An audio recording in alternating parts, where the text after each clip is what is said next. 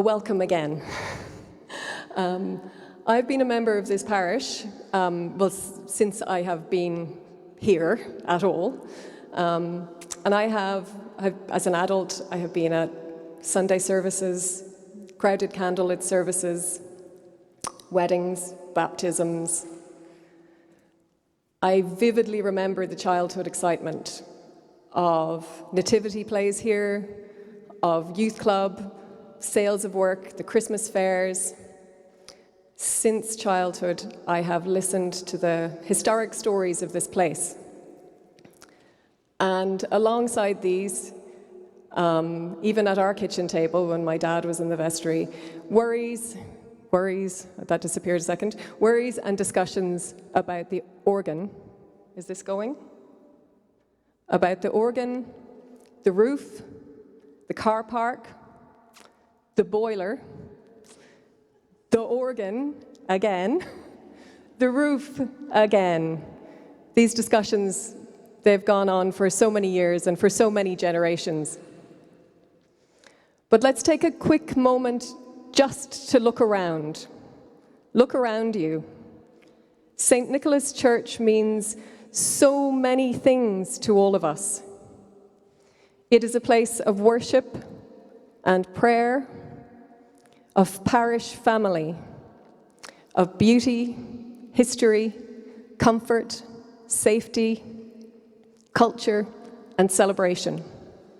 Safeguarding this building is both our responsibility and our blessing. This is our chapter in the story of this remarkable place. And as many St. Nicholas parishioners and vestries have through history, it is now our turn to take courage and decide how to leave our mark, our vision for the present and future of this place. It is an exciting time. In the conservation plan, we are offered the guidance we need to safeguard this sacred space while making it relevant for our own times, our own worship, our own community, and for future generations. The guidance we need to make this into a place for us to celebrate the liturgy with prayer, with music, and with song, to celebrate art and culture, to celebrate the heritage of this building and the vibrant city outside its walls. We have established ourselves as a community that looks outwards, that is welcoming and inclusive. Now we ask that you come together to look forwards, to discuss the ways we can progress the conservation plan. I say it again, these are such exciting times for our parish. So I respectfully ask that you listen with open hearts and with prayerful hearts to the following presentations by members of Select Vestry, where they'll outline the progress made and the plans and ideas going forward.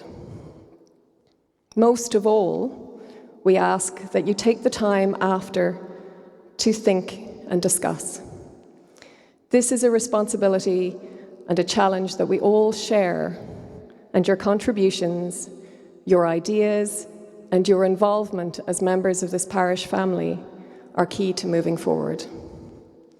So I hand you over to Finn and James, who will tell you about the conservation and design team.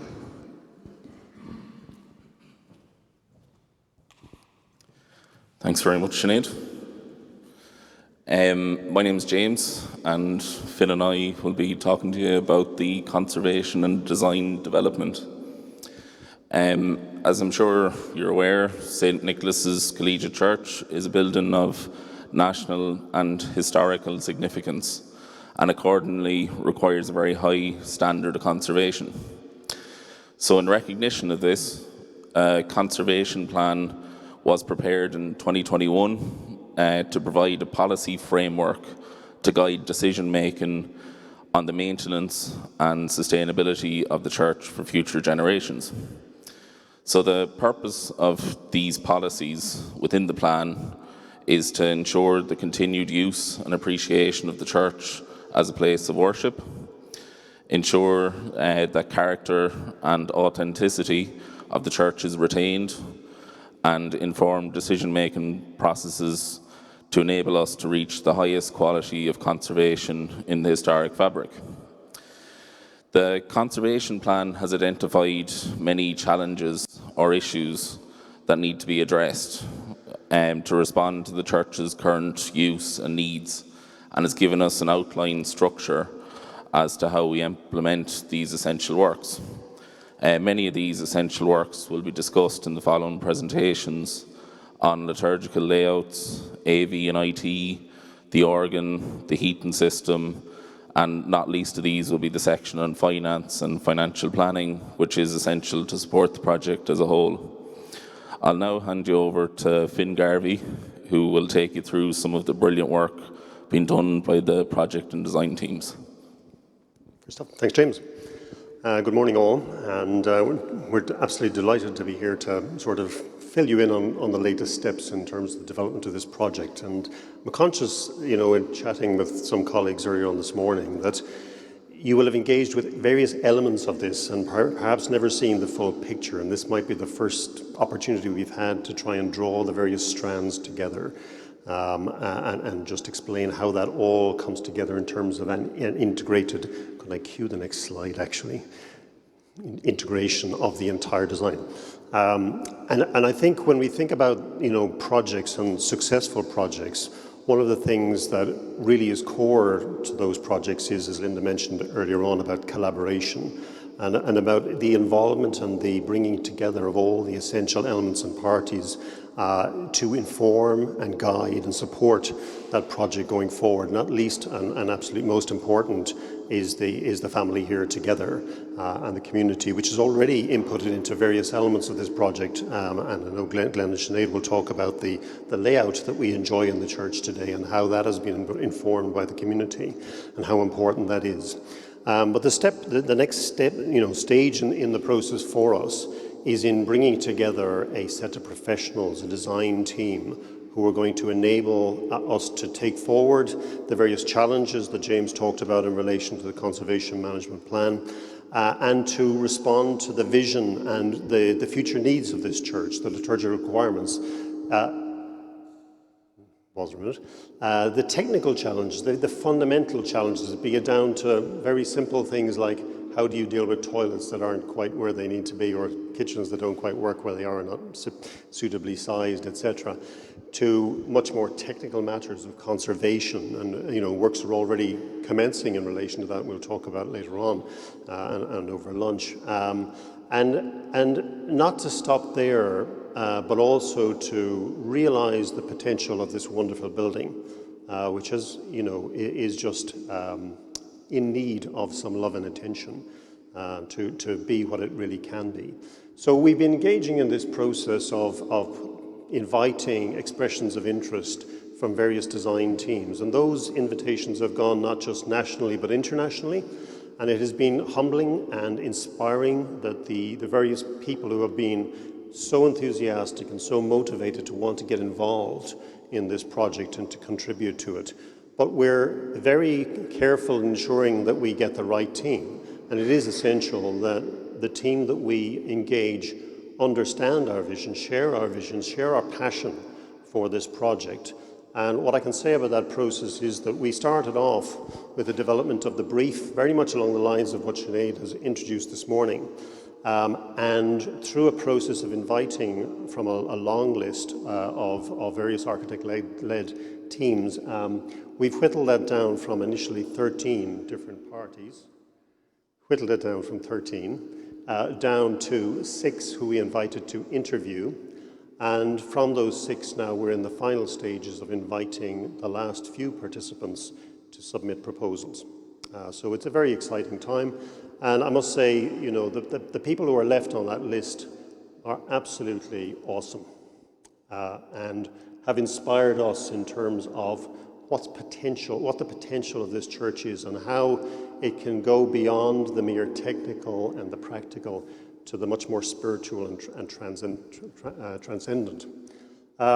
So I think, there are many others who have been critical to bringing the project to where we are today. And you'll hear presentations in relation to the organ, where we've had individuals like William McVicker, who's very much supported and informed that process. And indeed, we have people like Declan Droney and Linda Stofford, who are essential to helping us plan in relation to the financing of the project.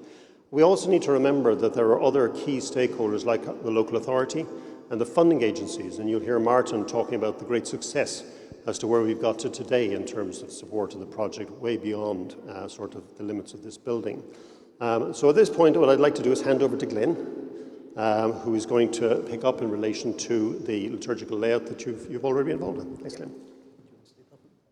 Oh, sorry, Sinead. Doubling up. Hello again. Good morning, everyone. I'll come and stand beside you. Looks like we're working together. Ah, yeah, we're a team. My name is Glenn McCullough, and I've been a member of this parish for just over 5 years now since moving from Dublin. I would have, before that, had time in Howth Parish in Dublin and in Kilkenny as well, where my family are. In Matthew's Gospel, we read that where 2 or 3 gather in my name, there I am with them. In 2,000 years of Christianity and 700 years of this church, the way in which we worship and celebrate the Eucharist has changed. What is traditional in this church today has changed over the generations. From the 12th century, the nave was a place reserved for the laity.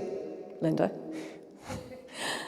A rude screen would have divided it from the sacred area of the chancel, the clergy's preserve. Indeed, alongside prayer, the nave was also likely used as a place of business, storage, for court cases, or even for dances.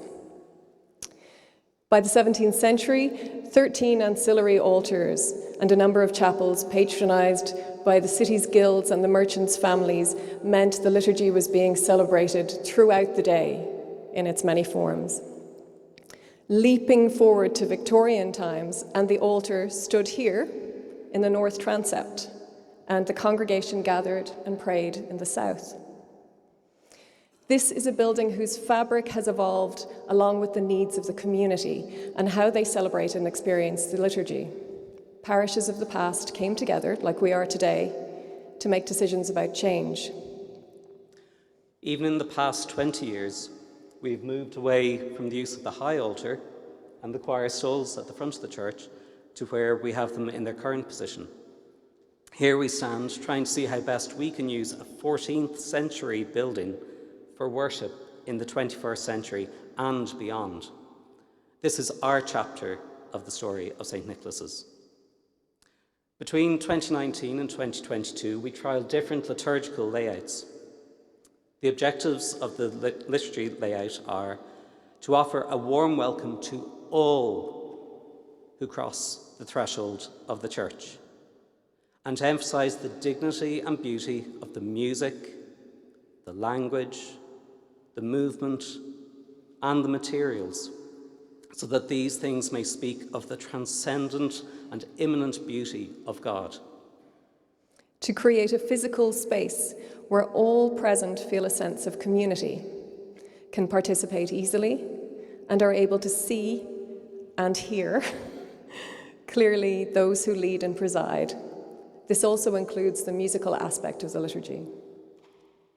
To uphold the historical fabric of the church that is reflective of the city, the region, and the nation, as well as relevant and responsive to what is going on in God's world. So where have we got to? In June 2022, we came together as a parish and decided on a radial layout. Let's imagine what this will mean. As recommended by the policies in the Conservation Management Plan, we will need to bring in experts to guide us in adapting the space and the furnishings to allow us to move forward. With this in mind, we as a Select Vestry visited our friends in the Augustinian Church to learn more about their experiences in their renovation and reimagining of their liturgical space, For those of you who aren't aware, they had a renovation about 10, 15 years ago, and while that was going on, they actually used this place for worship. So we shared our space with our friends in the Augustinian Church. It really opened our minds when we visited their church to the liturgical legacy our current parish members can leave for future generations. And as mentioned at the time of the liturgy layout trials, it will also mean commissioning an altar and other furnishings personal to St. Nicholas Parish and the unique historical building that we have the privilege to be custodians of, as each generation has done before us. This will allow us to experience the liturgy in the layout that we as a parish family have decided, whilst also maintaining the flexibility of the space for other purposes. One of the points when we were choosing our liturgy layout also will feed on to where the organ will then be placed, which some of our friends will talk about a little later. We have so many exciting conversations to have and decisions to make as a community. We have already begun this new chapter by bringing our service out into the wider world by streaming it online. It will also be about considering how our church can be adapted to all types of worship, whether this is for our regular sung Eucharist, for special services marking the milestones of our Christian lives, for quiet spaces for private prayer and reflection.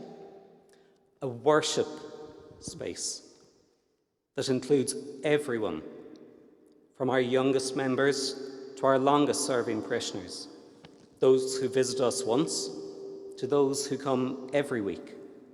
This is about you. This is about us. It is time to move forward into the next chapter of worship in St. Nicholas Church. Who do we have next?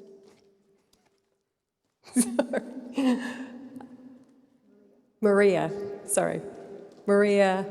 and Matt are going to speak to you about the organ, music and the choir. Thank you very much, Sinead, and thank you, Glenn, as well, for a lovely introduction to what we're going to talk about. I think we all recognise that we are truly blessed with the incredibly rich heritage we have in liturgical music supporting our daily worship. This dates back to the time that the church was instituted as a collegiate church in 1484, with the establishment of the first Schola Cantorum. In the decades that actually followed, the importance of music in the daily lives of all of the parishioners here was noted, and particularly from the 1800s onwards, where we actually have records of vestry meetings, but also various minutes from various events and meetings that occurred in the church. The importance of the organ, the discussion of the organists, the repair of the organ, problems with tuning, various issues that we currently hope to address in the project were on the table during that time as well. Now, there was a milestone in 1912 when the organ that we currently have was purchased. This was a brand new organ, and this showed the incredible bravery, but also the vision and the commitment to the parishioners and to the worship, the musical heritage of the people, our forebears in this parish. So this was an incredibly important milestone for St. Nicholas. Now, organs, as we know, they need constant maintenance, they need periodic investments, and this is, for refurbishment, but also for specialist assistance and care for repair of the organs. The Conservation Management Plan, and already Sinead and colleagues have alluded to this, it identified that the organ, our current organ, was in poor condition. And it also highlighted its location relative to the current needs of the liturgy, that these were less than favourable. Now, this isn't a new story, because the vestries, we have, for 20 years, the previous Select Vestries had recognised this issue. And the first St. Nicholas organ project team was actually established in 2006. And the vestry back then actually made an important step in instituting an organ maintenance regime, but they also, in subsequent years, and again, was mentioned of Dr. William McVicker, they appointed an expert to guide and to also advise and to consult with organ builders to find, I suppose, an appropriate solution at the time and to understand the status of the organ.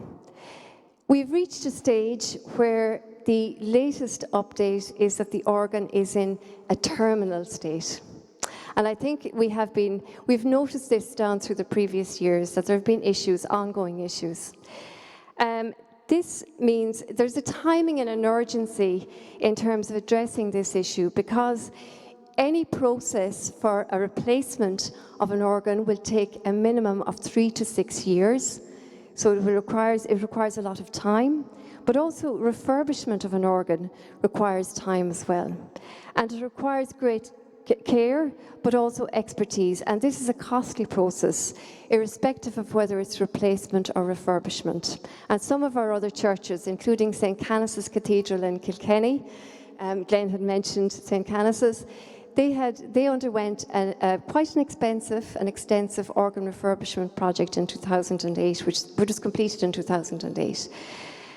Now, the organ replacement project, this is actually, we're following on from recommendations of the Conservation Management Plan. And this has initiated a lot of research for the replacement of the organ, but also the best positioning of the organ in the church. And this has been closely aligned, as mentioned, with the liturgical purpose of the parish at the moment, the current liturgical purpose. And it is aligned well with the work done by the liturgical group, which has informed the best positioning to meet the current needs and also the future needs of the parish. The initial investigations on a replacement of the organ or refurbishment of the organ focused very much on second-hand options. And there was an exhaustive due diligence, visiting of various facilities and testing of available organs.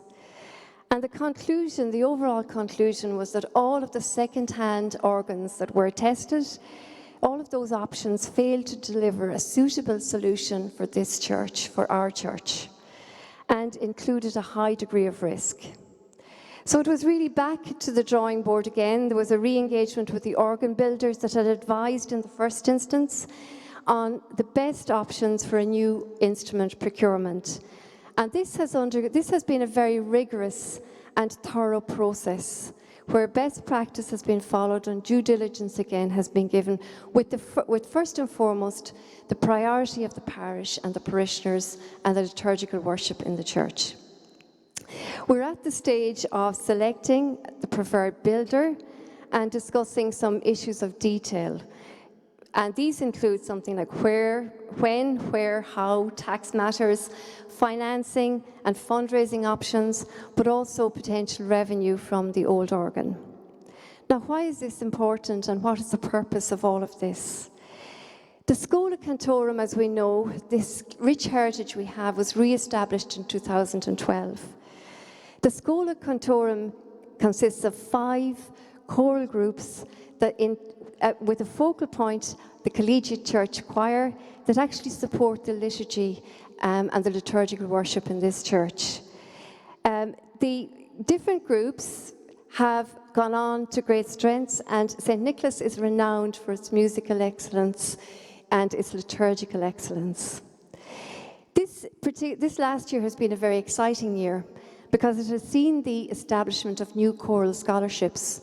So our choristers are transitioning from being choristers to joining the Collegiate Church choir, the parish choir. We've also seen the establishment of an organ scholar program, our first organ scholar program. So this highlights the importance of the organ. But next year, we hope to have one of the choristers as a junior organ scholar. And this is very exciting. So this is building and enriching and establishing and re-establishing that rich cultural heritage. But it's also invigorating. The organ provides an invigorating and a vital role to support the liturgy, the worship, and music for all of the parishioners. And it also provides for the education of future generations of choristers and organ scholars. So the current project is really important because it fosters, it grows and it sustains that rich cultural heritage of music and in Anglican worship that we have here in St. Nicholas. But it is part of the overall plan to create a sustainable environment. So many of the issues that have been discussed by many vestries throughout the decades in relation to the church, the fabric, the heating, these are all being addressed as a holistic project. The organ project is part of the full project so that it's not isolated, it's not on its own, it's actually part of the overall project where these issues will be addressed, and this in turn will support the future heritage and the continued heritage of the Schola Cantorum and that wonderful rich musical heritage we have here in St. Nicholas. And without further ado, I'd like to actually hand over to James, because James is just going to follow up about that issue in terms of the heating. Thanks very much, Maria. So the current heating system that we have here today in the church is an oil-based system, as I'm sure you can all smell here today. The boiler that runs this system, who Linda's nicknamed Bernie, is not in good condition and is reaching the end of its usable life. So the latest feedback that we have from the church plumbers is that the boiler is running okay right now, but will eventually cease functioning in the short to medium term. So in the event of heating failure, we've explored some temporary heating options, such as propane heaters and an external containerised boiler system. In the interim and in tandem with that, we've been exploring some new heating options in the church. So these include replacement of the existing oil boiler, installing a gas boiler and some electric options. In any normal heating replacement, there'll be a number of factors that you consider. So these are typically the capital costs, the running costs, and the environmental benefit. As we've all touched upon here today, a further important consideration in St. Nicholas's case is the impact on the works on the building itself and being mindful of the conservation plan. So the next steps that we'll be embarking upon over the next while is to select a preferred heating system, determine what supports are available to us, and get some more accurate costings. Along the same theme of sustainability, we've been looking at the potential to install solar panels on the roof of the church, particularly in the south aisle and the south transept roofs as being the preferred locations. If this was coupled with some battery storage, it would help with lighting costs of the building and the exterior and help us overall as a church become more sustainable. I'll now hand you over to Martin, who's going to brief us on grants. Thank you. Good morning. My name is Martin. I've been a member of this parish for almost 4 years, and I'm also the rector of the church warden. Now, all that has been said, everything is going to cost money. And St. Nicholas's has been, in 2023, has been awarded a huge amount of grant funding. It has been a bumper year, thanks to the hard work and tenure of our rector, Linda. Now, Linda didn't go down to the west doors and open and stand there and smile. She got into the trenches. She burned the midnight oil. She dotted the I that she crossed the T, and she is still doing it. And she's to be highly commended for it. Now, on the screen, you can see the summary of the grants. I hope you can, yes, that we have received to date this year. The Church of Ireland representative body has awarded us €7,500 towards the vestry upgrade. This work is yet to be done and forms part of the greater development plan. Galway City Council has awarded us €100,000 under the Monuments Grant. This funding is to see the removal of the rendering on the south transept and the restoration of the masonry. This work will be both interior and exterior. The current status of this are awaiting the receipts of quotes from stonemasons. Galway City Council has also awarded St Nicholas €140,000 for the Community Recognition Fund. The grant will provide new exterior lighting to allow us to illuminate the church building in different colours to mark festivals and days of celebration. Part of the grant is also a development of our grounds, what we are calling the City Oasis and the Wellness Garden. The status of this grant that is planning for the lighting and landscaping work are being prepared and quotes are being sought. Galway City Council also provided us with $15,000 for the Build Heritage Investment Scheme towards roof works and conservation of the south door, which has already been done. The funding has been matched by the Select Vestry. The Select Vestry has authorised a payment of €16,925,000 towards the project. The current state of the project in the south door has been restored, as I just said, and roof repairs are ongoing. Finally, the Church of Ireland has granted us $4,000 for the Mind Matters Positive Health Programme, supported by the Benefacting Trust. This money has been paid for the benches in our City Oasis, paid for the Happy Hikers bus trip to Cong, of which I was on. The money reserved for another bus trip which is to be yet organised, and a fund for the Come and Think event has yet to be organised. In a summary, it has been a fantastic year for grant funding. The rector is fully supported by the Select Vestry to see and take advantage of all external grant funding. Some of these projects will require work over several years. Annual applications will be made. Thank you to the Very Reverend Linda for all your hard work and securing this funding. Now, who's next? Paul. Hand you over to Paul.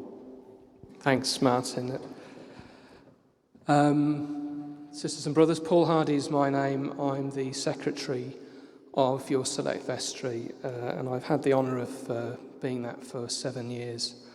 You'll have to ask the Select Vestry if they think they've had the honour of that for 7 years, but hopefully they'll do it out of my earshot. I simply want to make a few remarks on recent appointments and staffing in the church in general, in particular what we might call the tourism and events side of the house. It's been the view of the Select Vestry for a number of years, and I think this is accentuated since the public health emergency, that the church simply cannot be left open and unattended during the day. Once that decision is made, it follows that people have to spend time in the church and at the welcome desk. We're blessed with the contribution of welcome desk volunteers from the parish and from volunteers from the Galway Volunteer Centre in this regard.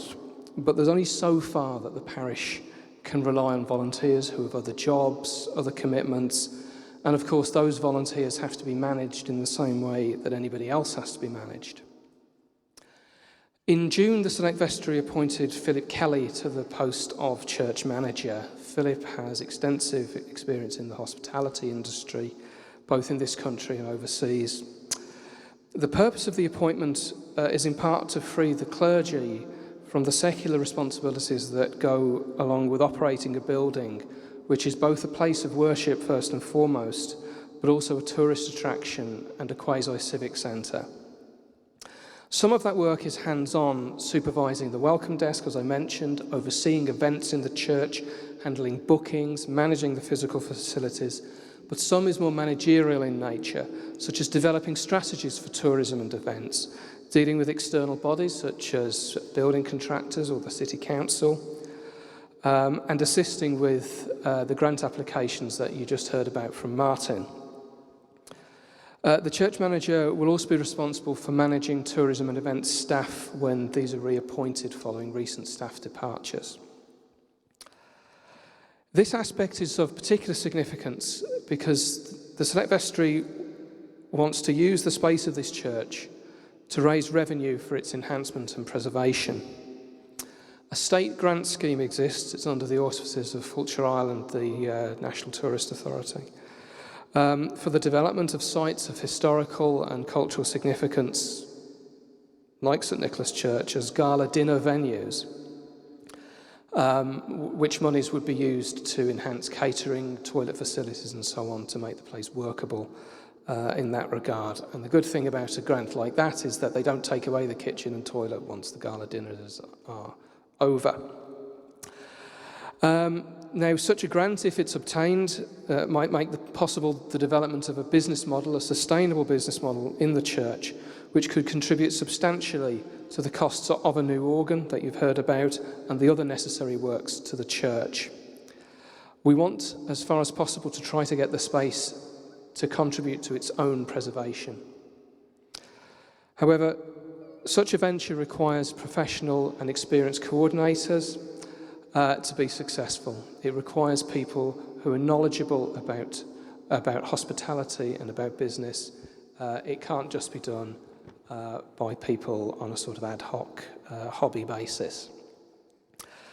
The final thing I want to add on appointments is that your Select Vestry introduced a living wage policy last year, by which I mean a pay rate, a minimum pay rate for employees in the parish, which allows a minimum acceptable standard of living. So in this, it's distinct from the statutory national minimum wage, which is essentially the product of a negotiation at national level every year, and takes into account the profitability of business. The vestry believes that it would simply be morally unacceptable to pay wages at a level lower than that which is needed to live on. And as we read in Luke's Gospel, the labourer is worthy of his hire. That rate is set by the Living Wage Technical Group, which has on it church representatives as well as academics and representatives of trade unions. That rate is €13.85 at present and is uprated annually on the 1st of January. And finally, on this point, as you'd expect, both employees in the parish and volunteers in the parish have access to a grievance procedure if issues in their work arise. So thank you very much for that. Thank you. I've also been asked to give a very brief update on the clock. So let me start with the good news. The clock is correct twice a day.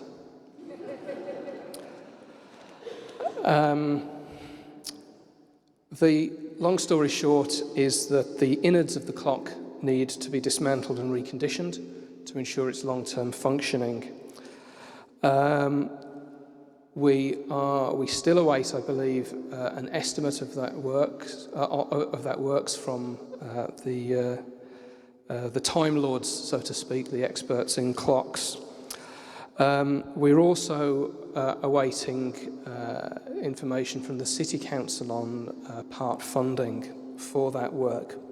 We also have a very generous offer from a parish family to make a gift in memoriam to contribute to those works, which is certainly something that we want to follow up on once we have the necessary information. Time stands still for no man, and I'm very mindful that the electrification of the clock was paid for by the local community, and we do need to get that thing going again. Okay, so thank you. So talking of slightly more up-to-date technology, I'd like to hand over now to Matt and Nelson.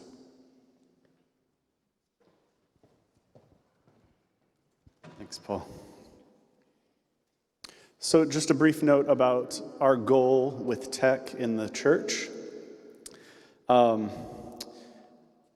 goal of tech should not be tech for tech's sake, right? Tech needs to serve. It needs to serve, and our goal here is for it to serve the greater mission of the church. That is important and crucial, I think, to a healthy use of tech.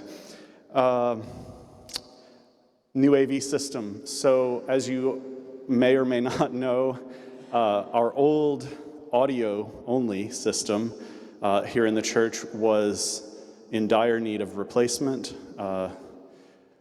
As an IT professional, I might even say it was terminal. And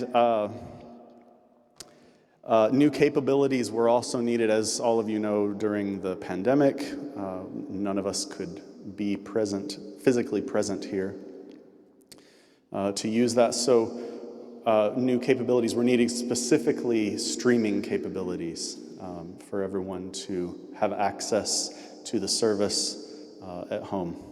So last year we finished a project to replace the old audio system with a new state-of-the-art AV system that should allow us, it does, in fact, allow us full HD live streaming over the internet. We do that, we're doing that right now, in fact. And, you know, this allows parishioners who are unable to attend. It also provides us with outreach to the local community and our larger international community. I'm just skipping a few things here because we're on time is of the essence. So the new system is expandable. It future-proofs everything that we do. It's intended to last at least for the next 3 decades, possibly further into the future, due to the nature of being able to expand and replace the things that we need to do. Currently, we're streaming to Zoom and Facebook, but we're planning on adding YouTube to that. Because of accounts, you don't have to have an account to get onto YouTube, and there's been some feedback about that everyone has had. Real quick note about some web apps that are being worked on currently. Nelson, who is doing the live streaming right now, is working on our Schola app, and this is going to allow the digitization of our physical sheet music and artifacts that we have that are used in the order of service to become digital records. And this database also allows us then to much more easily create our order of service every week that I'm sure you're all using today. Currently, it's under testing and work is being done to that end. We're also exploring the possibility of doing something like a church management web app, which would be like a one-stop portal for any of our essential maintenance and management of the church. But more to be explored about that. Second to last, our website was launched. Yay! And we have a lot of content out there already. Maeve Coleman has just done an absolutely astounding job on that. Just a quick overview of everything that's on there. First of all, please go and check it out and take a look.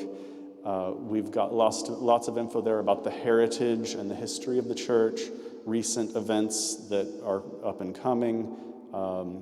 A lot of people they hire the church for as a venue for an event, and so we've got contact info for there. Private tours sometimes happen. General info. We also have an online store that's being started in relation to the tourism side of the church. You can also now officially do online donations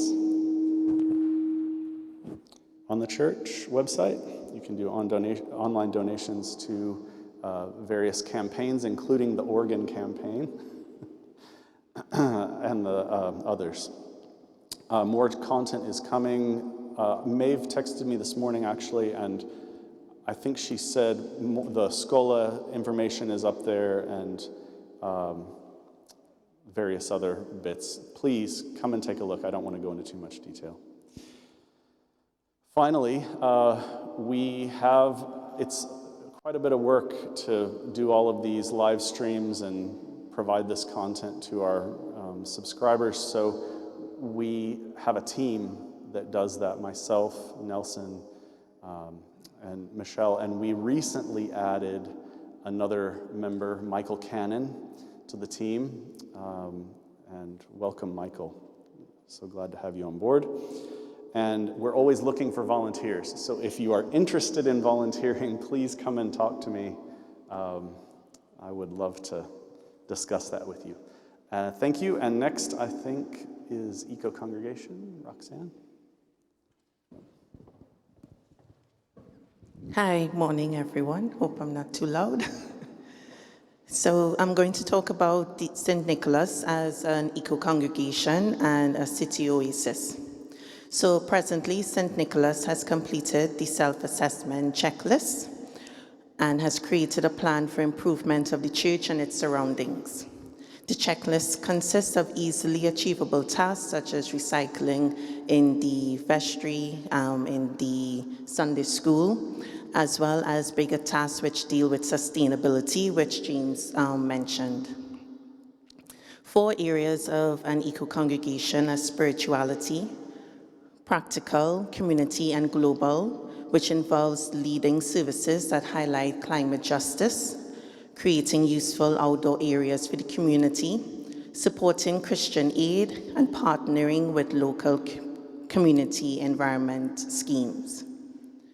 So going on to the city oasis, in terms of, St. Nicholas is one of only 3 green areas in what is considered medieval, in the medieval city of Galway. In terms of funding, St. Nicholas has received the Church of Ireland's Mind Matter Positive Mental Health Programme grant, and a portion of the Galway City Council grant has been earmarked for this venture. I'll discuss future and current plans on the next slide, but I wanted to mention the team leaders that are part of the City Oasis, and that's Alistair, Grania, Olive, Robbie, Michelle, Elijah, and Janet, and the group is looking for as many members and helpers as possible, especially for maintenance of the trees we have at the front, at the west and east of the church. The next slide.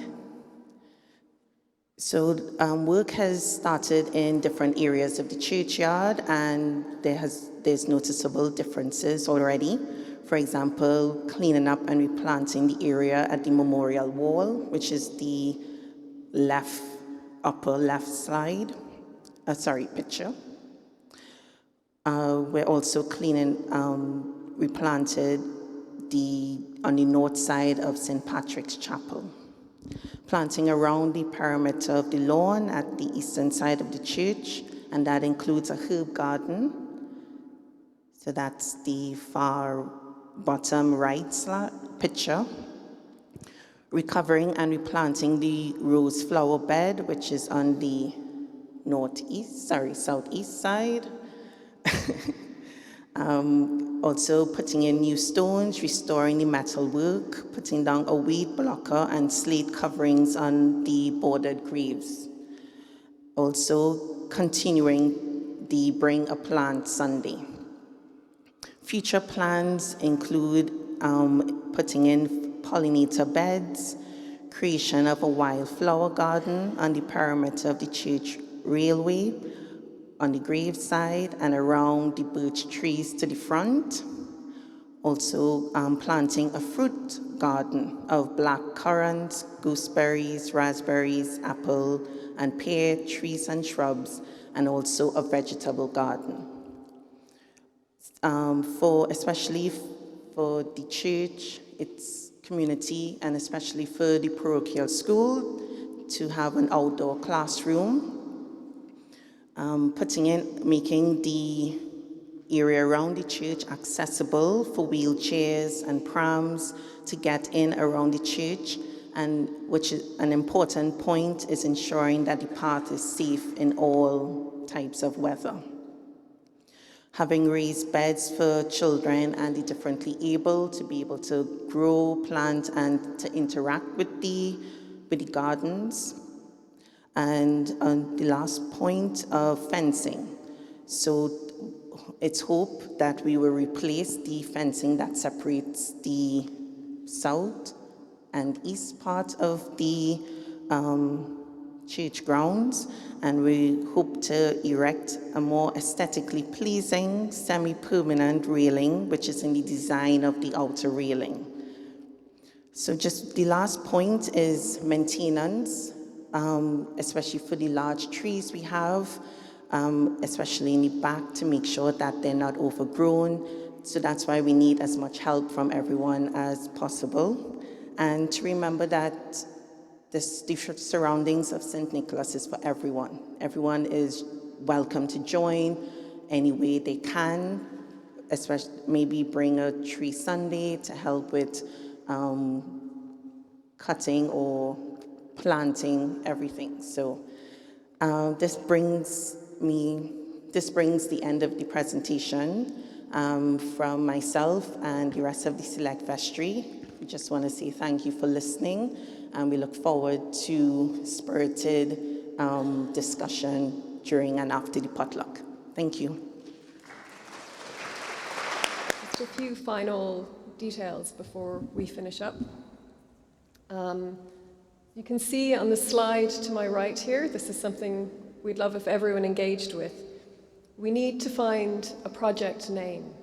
We've given you all of our ideas, all of the ideas that have been brought to us, and in this time of handing it out and handing it over to the parish, this is our first request.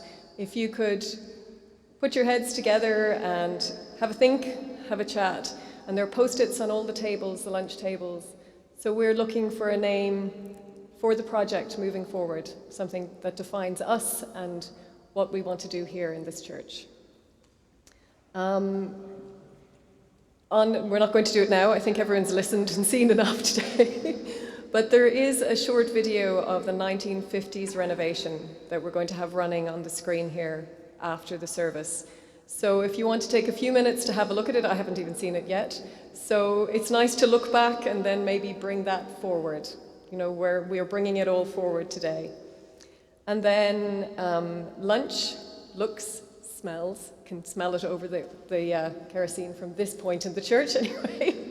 Amazing. So I know that Laurie has requested that you queue for food first and then take a seat. And we really, really hope that when you sit together and we come together over food, that's the time where if you have any questions or queries, or there's so much to think about and so much to talk about, and you've been so patient, and thank you for that.